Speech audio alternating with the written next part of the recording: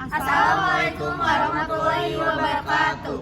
Yang terhormat Bapak Junaidi Abdillah, STMAK selaku Ketua Program Studi Komputerisasi Akuntansi, Dan kepada yang terhormat Bapak Hendi Kurnia Permana, STMAK sebagai dosen pengempu di mata kuliah Manajemen Keuangan 2. Perkenalkan, kami dari kelompok 3 yang mendahulukan saya Elsa Veronica Siumbi.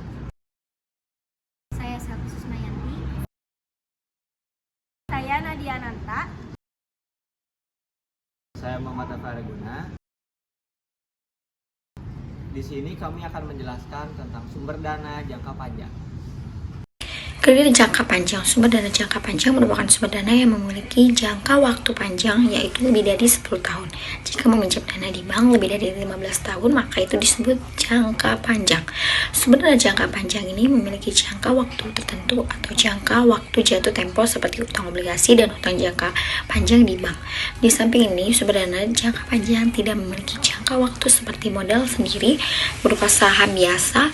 Dalam pembahasan ini jelaskan sumber dana jangka panjang yang meliputi obligasi dan saham preferen dan saham biasa. Dalam jangka panjang, dalam suatu perusahaan merupakan modal yang tertanam dalam perusahaan dengan jangka waktu lebih dari 10 tahun. Sumber pembagian dana jangka terbagi menjadi dua, yaitu modal asing yang berasal dari para kreditor atau merupakan hutang jangka panjang bagi perusahaan. Yang kedua, MS, modal sendiri yang berasal dari pemilik perusahaan dalam jangka waktu tidak tertentu. Perusahaan yang membelanjai usahanya dengan kredit jenis ini tidak dapat memenuhi kebutuhan dananya dengan kredit jangka pendek maupun dengan kredit jangka menengah. Jenis pembelanjaan jangka panjang yaitu hutang jangka panjang dan modal sendiri. Hipotek adalah juga merupakan surat pengakuan hutang yang memiliki nominal tertentu yang jangka waktu pelunasannya di atas 10 tahun. Pihak yang meminjamkan uang atau kreditur diberi hak hipotek terhadap suatu aktiva tetap yang jika perusahaan peminjam debitur tidak dapat memenuhi kewajibannya hipotek yang saat jatuh tempo, maka aktiva tetap tersebut dapat dijual oleh pihak kreditur dan digunakan untuk menutupi jumlah kewajiban nilai hipotek. Adapun obligasi. Obligasi adalah surat pengakuan hutang perusahaan kepada pihak lainnya yang memiliki nilai nominal tertentu dan jangka waktu yang tertentu, waktu jatuh temponya, serta perusahaan yang mengeluarkan diwajibkan membayar bunga tertentu yang tertera pada surat tersebut. Obligasi merupakan instrumen hutang jangka panjang dengan jatuh tempo. Maturity akhir lebih dari atau sama dengan 10 tahun. Jika surat berharga memiliki maturitas lebih pendek dari 10 tahun, maka surat berharga tersebut dinamakan wesel atau notes. Obligasi merupakan jenis pandangan berjangka panjang dengan beban tetap atau fixed income security. Surat berharga ini memberikan pendapatan dengan jumlah tetap kepada pemiliknya berupa bunga obligasi, seperti contoh obligasi jasa marga yang memiliki bunga 10% dengan nominal 1 juta rupiah, berarti pemegang obligasi akan mendapatkan bunga 10% per tahun. Bunga 10% dikali 1 juta sama dengan 100.000 rupiah. Bunga ini akan tetap dibayar oleh jasa marga terlepas apakah perusahaan memperoleh laba atau tidak pada tahun tersebut. Obligasi dapat diterbitkan menurut dasar jaminan atau tanpa jaminan.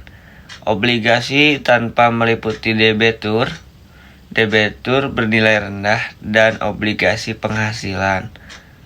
Sedangkan obligasi hipotek merupakan instrumen hutang jangka panjang dengan jaminan untuk memahami secara menyeluruh tentang obligasi. perlu kita kenali kembali istilah-istilah dasar dan hal-hal yang berkaitan dengan obligasi. Istilah-istilah dalam obligasi antara lain. Nah, semuanya di sini saya akan menjelaskan istilah-istilah yang ada di dalam obligasi. Istilah-istilah dalam obligasi terbagi menjadi 3. Yang pertama ada nilai nominal atau bisa juga disebut dengan nilai pari atau value par. Apa sih nilai nominal itu? Nilai nominal merupakan sebuah nilai nominal yang telah dinyatakan suatu obligasi atau juga jumlah yang harus dibayarkan kepada pihak yang meminjamkan. Dan nilai nominal merupakan nilai pokok pinjaman di obligasi. Dan biasanya orang-orang menentukan nilai suku bunga obligasi sesuai besarnya nilai nominal yang telah ditentukan.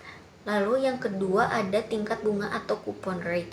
Coupon rate merupakan suku bunga yang harus dibayarkan oleh penerbit saham kepada pemegang saham, yang dimana setiap tahunnya akan terus dibayarkan dan sesuai tingkat bunga yang telah ditetapkan. Lalu yang ketiga ada waktu jatuh tempo. Waktu jatuh tempo merupakan waktu di mana yang menunjukkan para perusahaan penerbit saham akan membayarkan nilai parinya kepada pemegang saham. Selanjutnya di sini saya akan menjelaskan jenis-jenis obligasi. Yang pertama ada debentur. Debentur merupakan suatu hutang jangka panjang yang tidak disertai dengan jaminan apapun. Nah, di sini walaupun tidak dijamin dengan secara fisik, tetap memiliki aturan-aturan dan perjanjian di dalamnya, seperti tidak boleh meminjamkan aset kepada kreditur lain. Para pemegang debentur di sini menjadi kreditur utama perusahaan. Dan apabila perusahaan dilikuidasi, para pemegang debentur merupakan kreditur utama yang diharapkan. Nah, para investor akan melihat suatu perusahaan tersebut dengan cara melihat seberapa baiknya perusahaan menghasilkan uang sebagai jaminan. Nah, di sini para debentur akan mendapat perlindungan dalam bentuk persyaratan dan batasan-batasan dan perjanjian seperti apa yang saya tadi katakan, yang dimana para debentur tidak boleh meminjamkan para asetnya kepada kreditur lain. Di sini selanjutnya ada debentur bernilai rendah. Debentur bernilai rendah merupakan hutang tanpa jaminan dengan tuntutan aktiva di bawah debentur.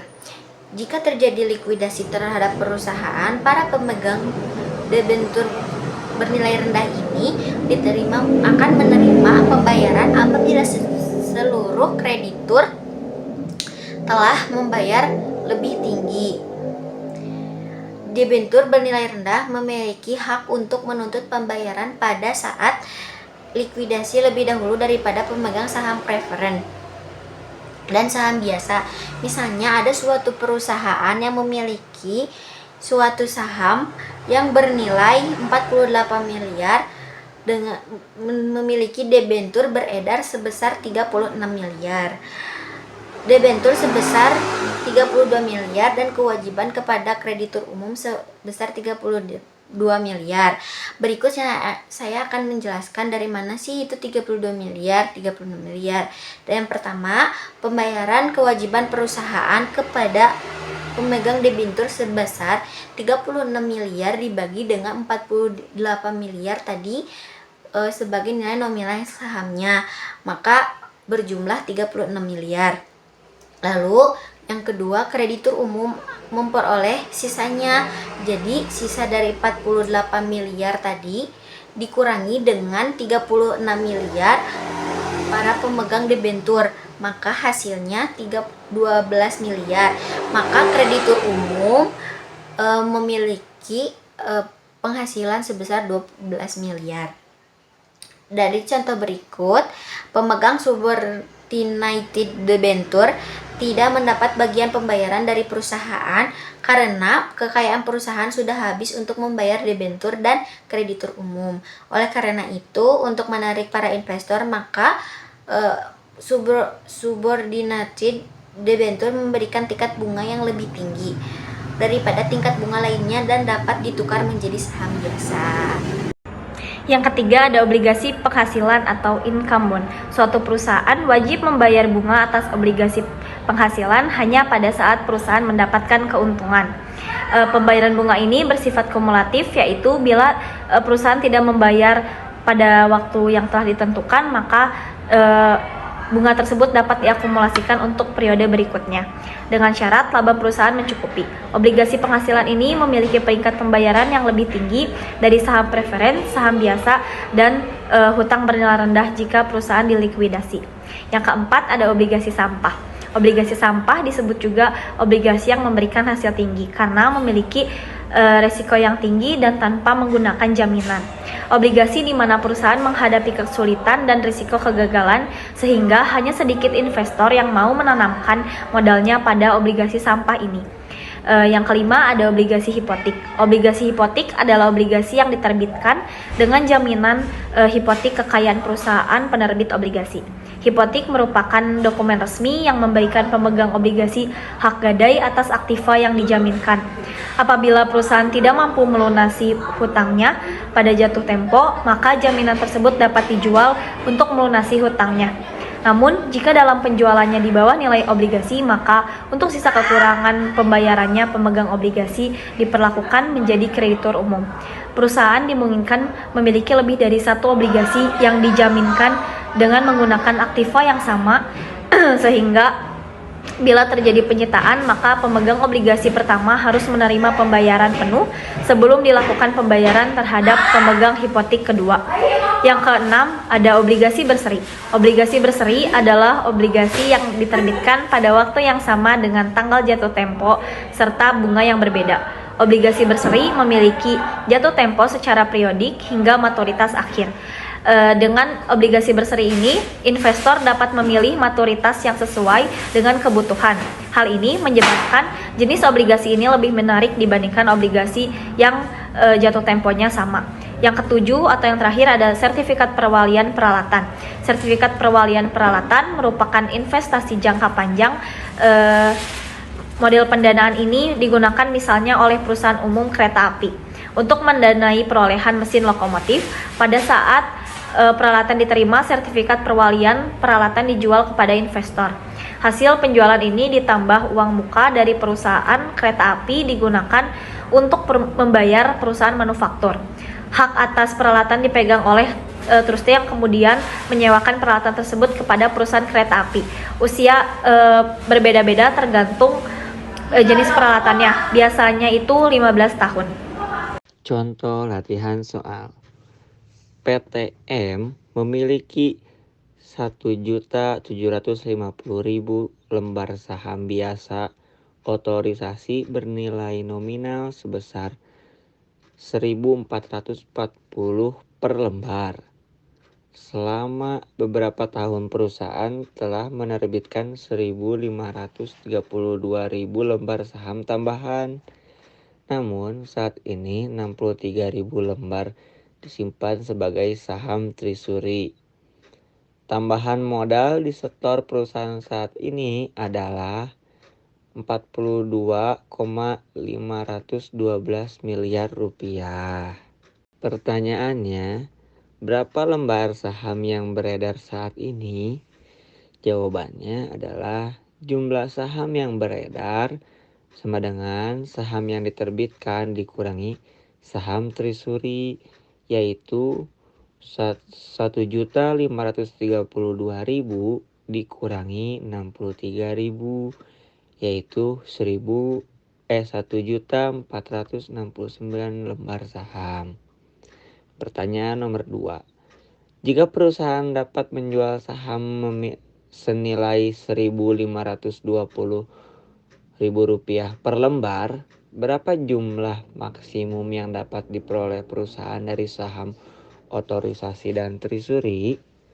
Jawabannya adalah Jumlah saham yang tersedia, saham yang diotorisasi, dikurangi saham yang beredar, sama dengan 1.750.000 dikurangi 1.469.000 rupiah. Hasilnya 281.000 lembar saham. Maksimum yang diperoleh perusahaan adalah 281.000 lembar saham dikali 1.520,